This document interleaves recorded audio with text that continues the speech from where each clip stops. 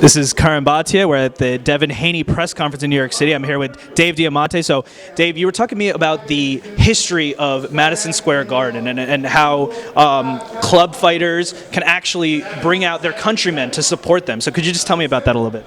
Well, yeah, we're just talking about this fight. I mean, I love this fight card, but there's one fight on the card that I really like. To me, it's a throwback fight. It's Lethal Larry Friars and Wesley El Bongo Cero Ferrer. He's from Panama. Friars is from Clones, County Monaghan in Ireland. You know, they're both really tough guys. They both have a ton of heart. They're both once beaten. It's kind of like that crossroads fight. Like if they can't beat each other, whoever goes on, it's going to be tough to go on. So it's a must-win fight for both guys. And it's a kind of throwback fight. Like back in the day, the old guard, and they had the Friday night fights, and Teddy Brenner was the matchmaker.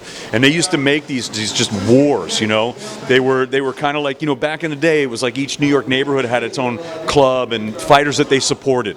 And so this fight to me is a throwback to that. Usually it was along ethnic lines. And so here you've got an Irishman, you know, against a Panamanian, so the Latino community and the Irish community, and they come out and they support their charges, and that's what it used to be like back in the day.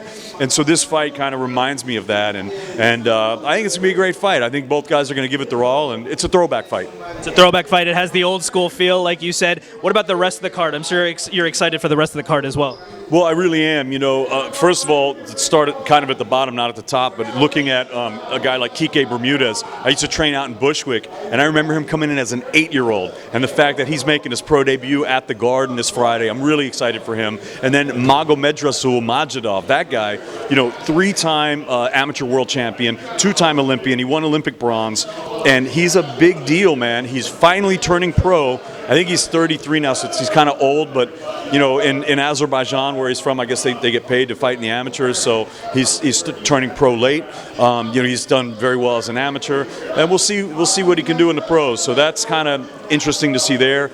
I really like the Sergey Kuzma and Michael Hunter fight. I think it's a really interesting matchup.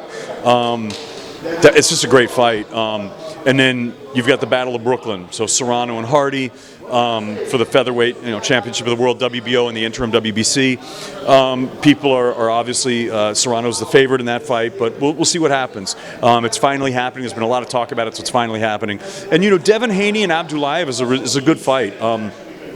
Devin Haney really looks to be the goods. He looks to be the guy, but you know, you never know in boxing until you walk through the fire. Right, and Abdullaev is a very tough Russian fighter from Yekaterinburg.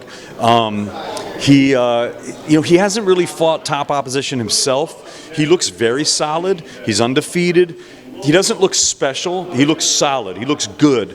You know, Haney looks really special, but we don't know whose heart is special, and that's what's going to be interesting to see come Friday night. So again, it's Friday the 13th. Someone's going to be lucky, and someone's going to be unlucky. Devin Haney is looking to make a splash, and it seems like MSG is a great place to do that, to introduce yourself or reintroduce yourself. He's 20 years old. He's undefeated. The sky's the limit, it seems like. Your preparation, I just wanted to ask you about, because we were talking to you here, and it's like you obviously have a huge passion for this sport. You're not someone who just shows up and reads names. I'd just love to hear your passion for this sport. I can feel it, and you're obviously a boxing historian, so could you just tell me a little bit about that? Well, I appreciate it. Just, you know, we were talking about the Felt Forum because it's fun. You know, it's called the Hulu Theater now, and you know, everyone talks about the big room. You know, MSG, the mecca of boxing, and it's great. There's nothing like it.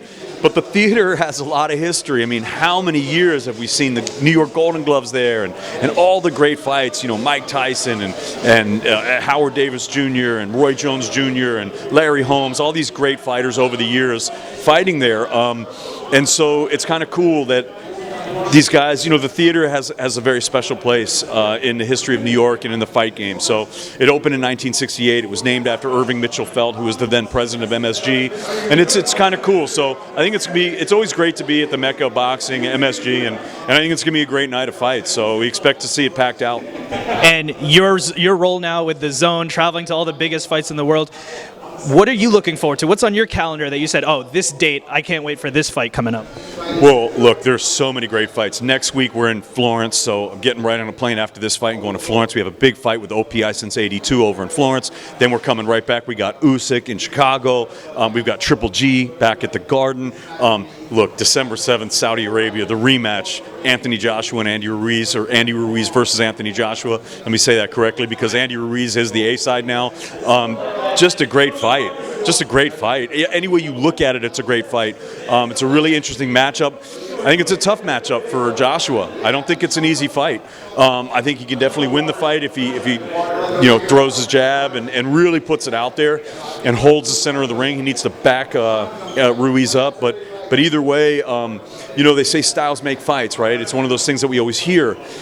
And sometimes a guy's style just is not a good matchup for somebody. And Andy Ruiz, he is a tough style for Joshua. He's got really fast hands.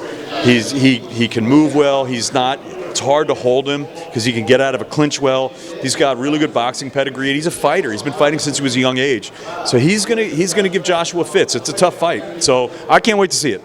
Joshua only started fighting later in life. I think when he was around 18. Andy Ruiz has been doing it for a long time. So I guess the question really is there, does Ruiz just have Joshua's number in terms of his style, or can Joshua, like you said, make the adjustments? That's what's going to be really interesting to see. And the fact that it's in Saudi Arabia makes it all that much bigger of an event, right? Yeah, well, I did the first fight ever in the KSA, the Kingdom of Saudi Arabia, which was great. It was George Groves and Callum Smith at the top of the bill for the World Boxing Super Series.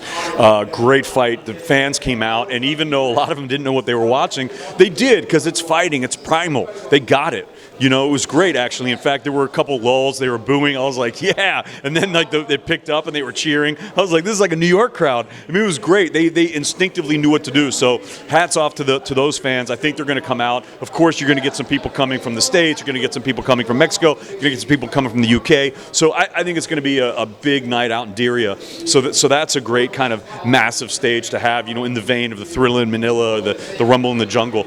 But the actual fight, can Joshua make the adjustments? I think that's what's so interesting about this sport. We don't know. And, yes, it is true that Andy Ruiz started boxing at 6 years old.